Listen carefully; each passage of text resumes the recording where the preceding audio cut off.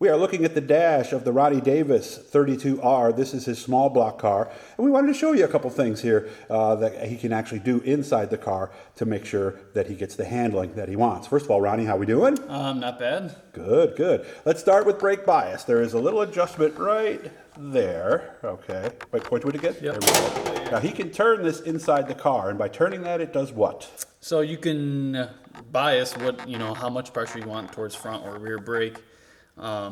Each one of these cylinders, one goes to the front, one goes to the rear.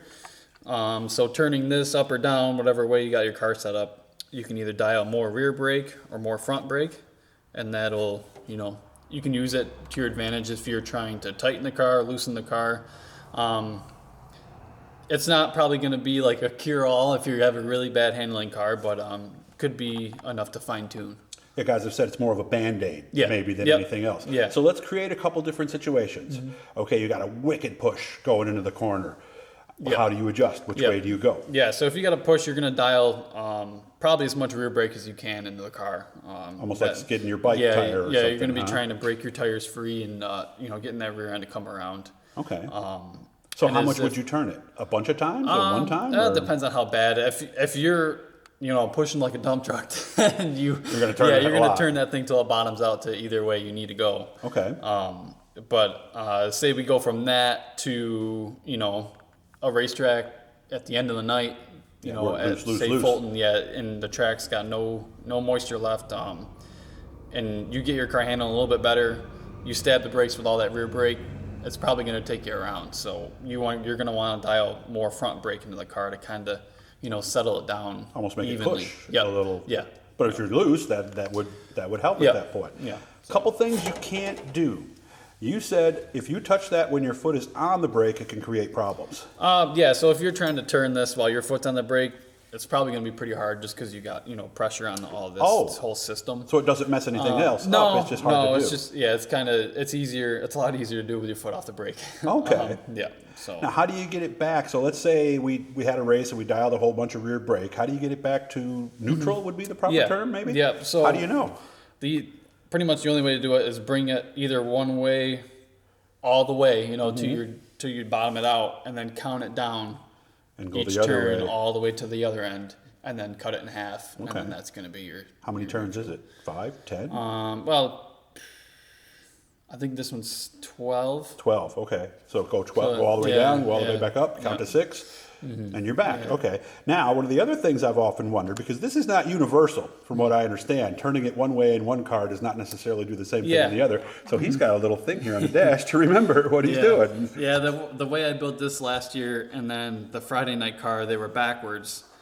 They were opposite. Oh, each one was opposite. Okay. Yeah, so from going from the Friday night car to this car on Saturday night, I'd be, in the middle of a feature. I'm like, man, I can't remember which way I was which. So I ended up drawing it in here and, keeping it straight for me. But and obviously loose would be counterclockwise, tight would be clockwise.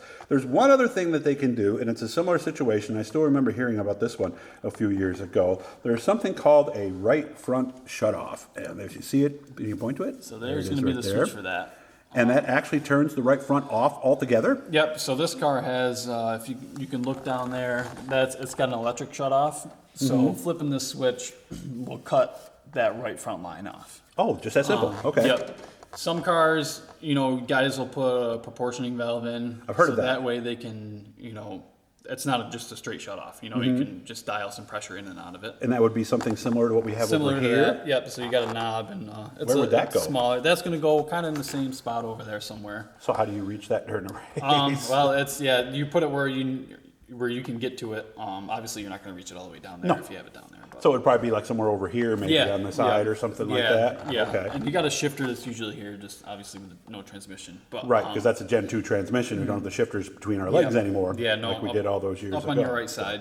Okay. So anywhere you can get it without loosening your seatbelts, obviously, is where that's going to go. And this is clearly marked, so there's no messing that up. You don't have to look for your little cheat sheet over there on the side. And that's the same situation.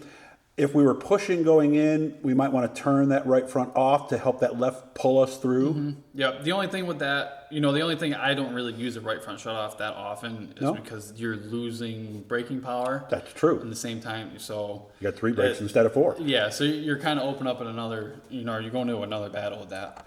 So a momentum track would be different than, say, Brewerton, where I might not want that right front brake shutoff because I need all the brakes I can get. Yeah, especially going into one there, it's with a big block too. All that extra weight. Yeah, so it's not something that I really use that often. Okay. Anything else you can think of for this? I think you did a pretty good job. No, I think that's pretty much all. Okay, so there's some adjustments, guys. I hope you like that. Next one, we're going to talk about the sump system. You've heard dry sump, wet sump, and stuff like that. You might have even seen somebody using a drill to spin a belt off the oil pump, right? Yeah.